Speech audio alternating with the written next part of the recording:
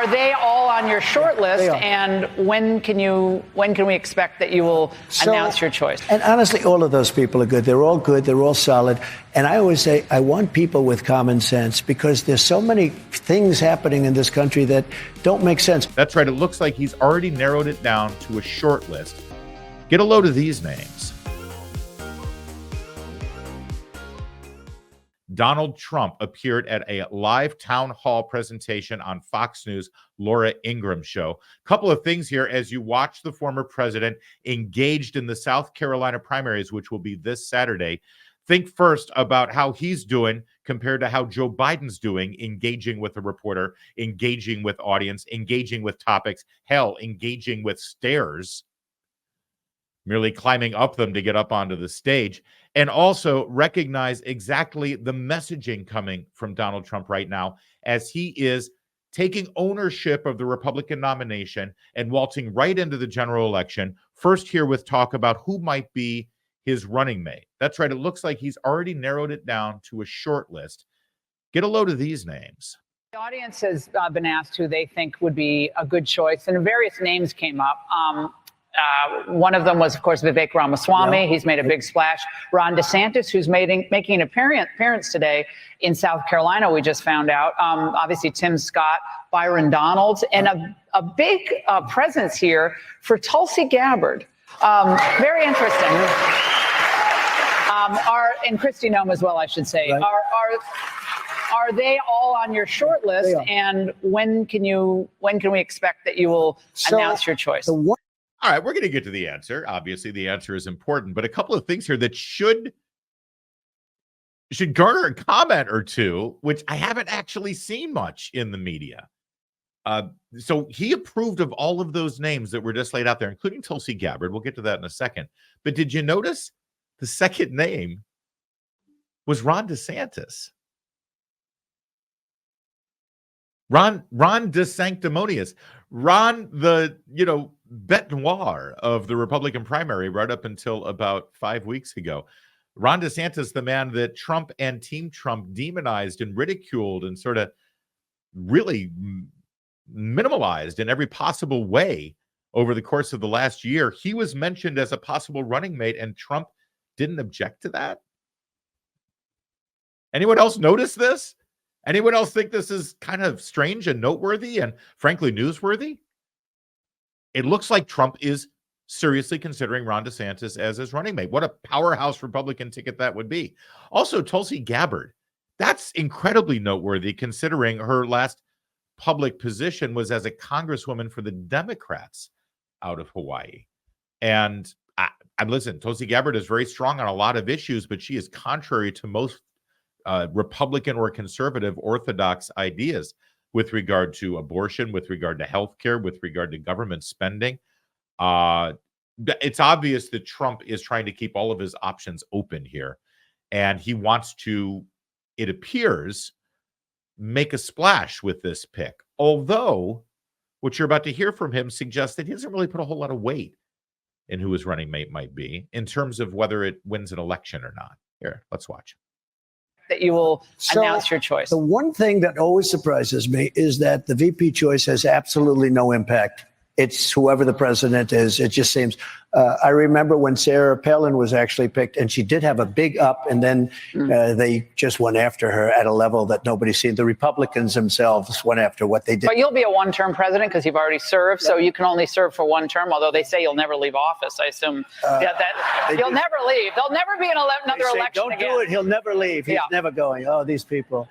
They are so for that reason, it is important who you pick. So I think it's very important. But look, first is that, as we said, it has to do with whoever is, it's a very important position for that reason.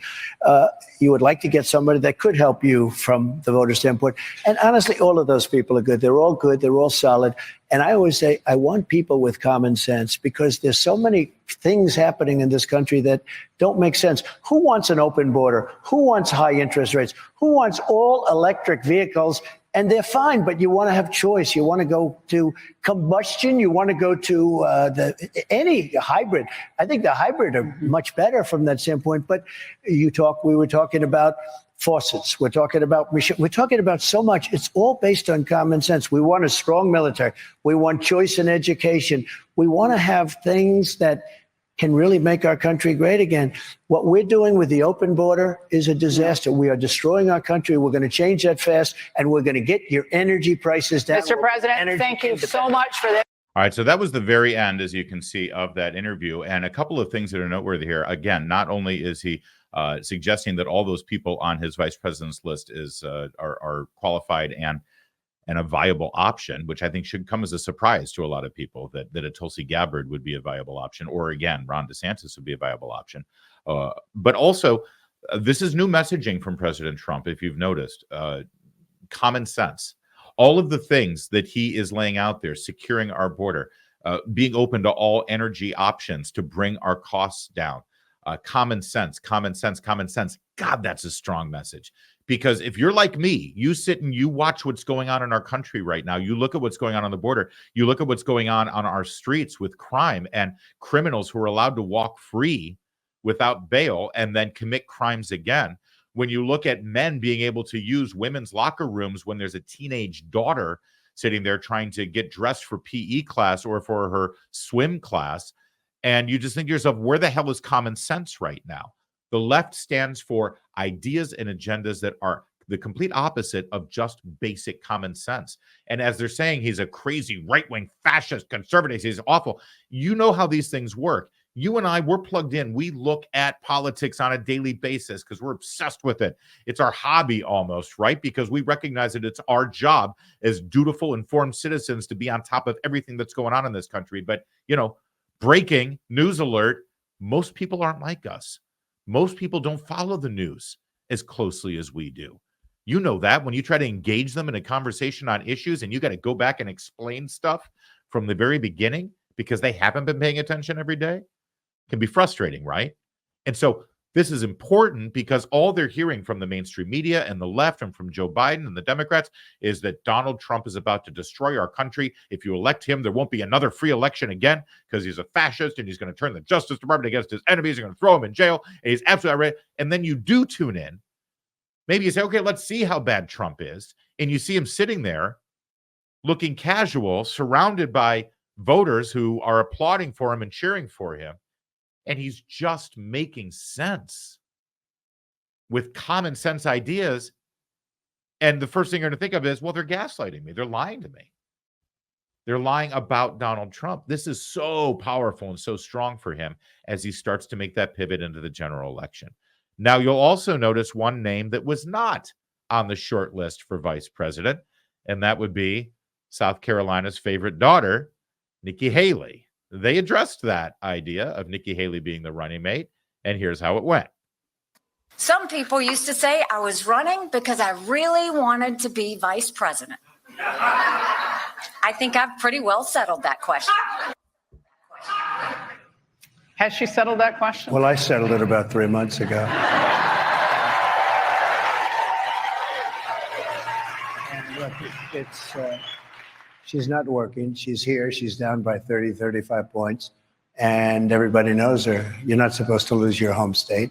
Shouldn't happen anyway. And she's losing it big. I mean, really, I said bigly and bigly. She's losing it bigly, but we're gonna really do a job. I think that, as you know, when we went to Iowa, we got the biggest margin in the history of the caucus, the biggest. That's a long time. Why do you think she's staying in the race? I don't think she knows how to get out, actually. I really don't. She did terribly in New Hampshire. She got the only vote she got was from Democrats. But she has a lot of money behind her. What do they think they're Well, getting? they're trying to hurt me because of the general election. So the Democrats are giving her money, and she's playing into the game. And I think she just can't get herself to get out. That's 1,000% right, and it needs to be emphasized over and over and over again. Listen, let's take both of these little exchanges that we just watched and put them together. Choosing a vice president is important, obviously, because you're choosing a person who could become president, God forbid, if anything happened to the president of the United States, number one. Number two, you're also choosing someone who, if properly employed, will actually be a functioning part of the administration and a valuable advisor, if not someone who will take over some certain tasks that the president delegates to the vice president to handle. and take care of. But number three, and most importantly in this case, it's a very unique situation where Donald Trump, it's baked in the cake, will only be a one-term president. When he selects his running mate, he is automatically choosing single-handedly the front runner for the Republican nomination 4 years from now. Let that sink in for a minute. Think about it, right? Absorb that. Donald Trump has incredible power and influence right now in choosing his running mate, because whoever it is will automatically be the front runner 4 years from now. And a lot of people are saying that Nikki Haley is staying in the race so that that's her. So she's the front runner. She's going to stay running. She's going to take it all the way to the convention. So when all is said and done after this election year, Nikki Haley is going to be the first name on people's lips when they start thinking about 2028. And at this point, because she is staying in as long as she is, because she is funded by Democrat interests and never Trump interests, because she appears to be reading from the script of Bill Kristol and the Lincoln Project, she's actually doing the opposite to herself. She doesn't know how to stop this. She's sitting on all this money, so she's thinking to herself, well, why should I get out? I've got all this money. Let's just keep going.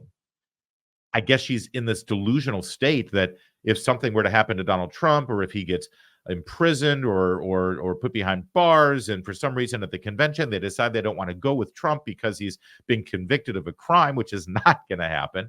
But even if it did, they think that they're going to turn to her? No.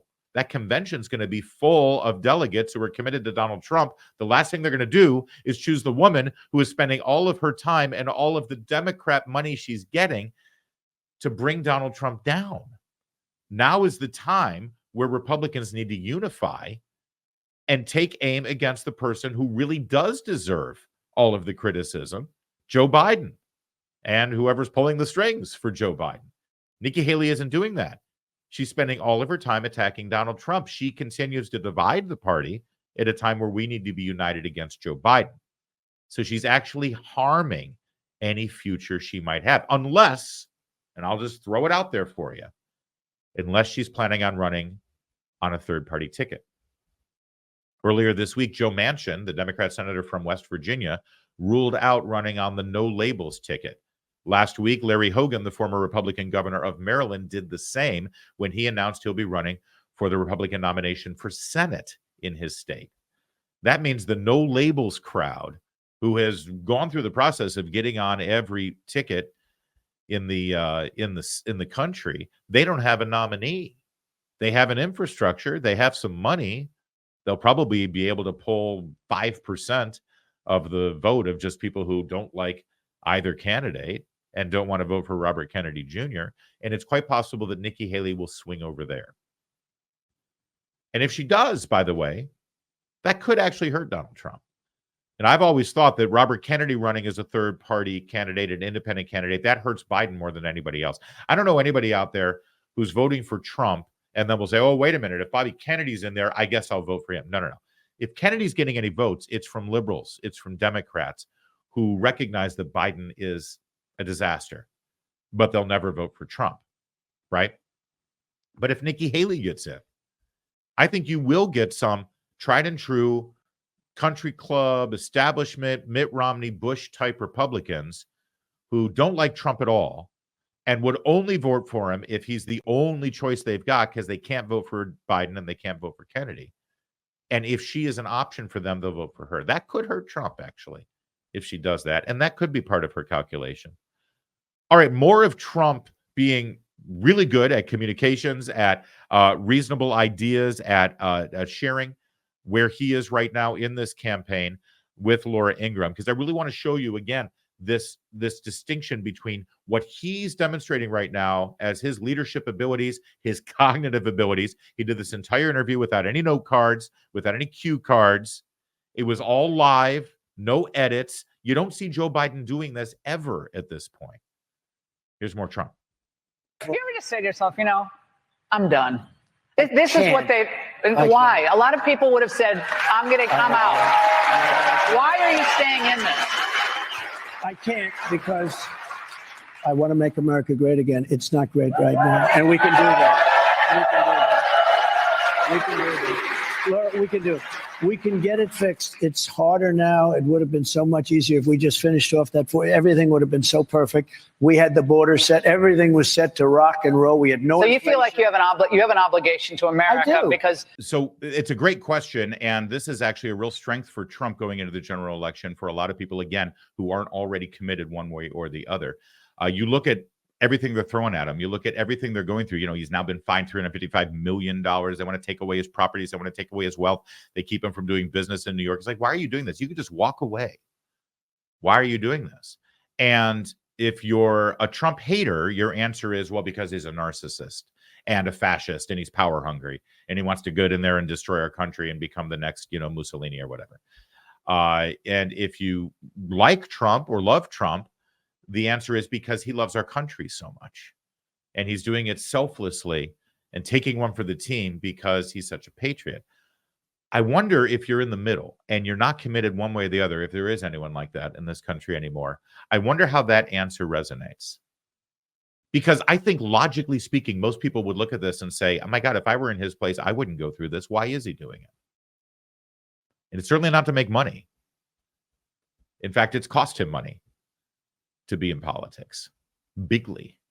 I think that's a real strong, persuasive message that he's given. He was also asked by somebody in the audience, by the way, this message that you're hearing from the left, that, are you just doing this for revenge? When you get into office, and part of this is because of that one answer he gave to Hannity, which, again, anyone with a brain knows that it was a joke. When Hannity says, are you going to be a dictator when you go in there? And he goes, and what was his answer? Only on day one. Only on day one. I pay everybody back on day one. And again, obviously a joke, but at this point, 8 years into it, nobody gets Trump. Nobody understands this stuff. All right. So he was asked point blank, are you going to try to take revenge on your political opponents? I don't care about the revenge thing. I know they usually use the word revenge. Will there be revenge? My revenge will be success.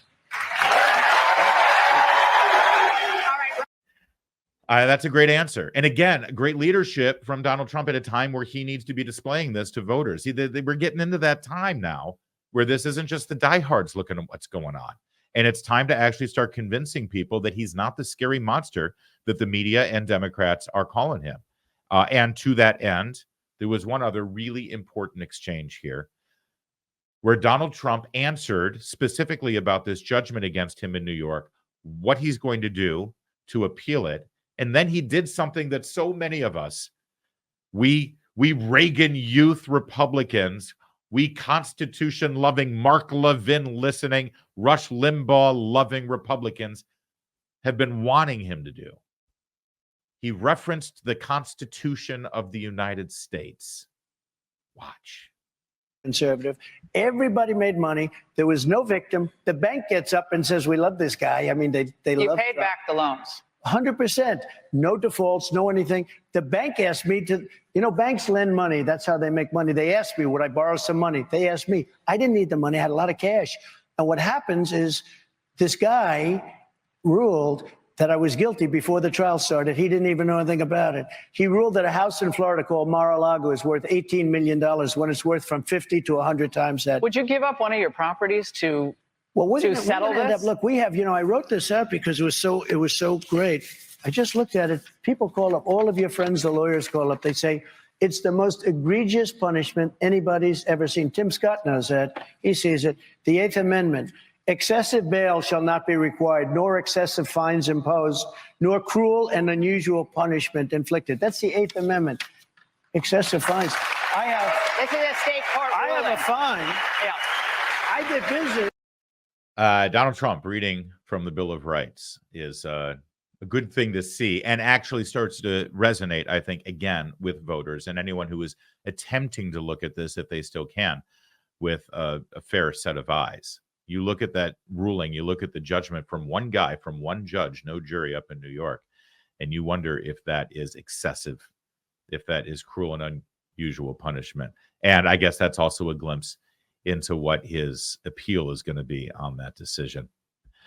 So that's a glimpse of who the Republican voters in this country have selected, it appears, as their presumptive nominee to be president. And we know what kind of president he is because we've already had 4 years of it. And leadership can actually make a country great.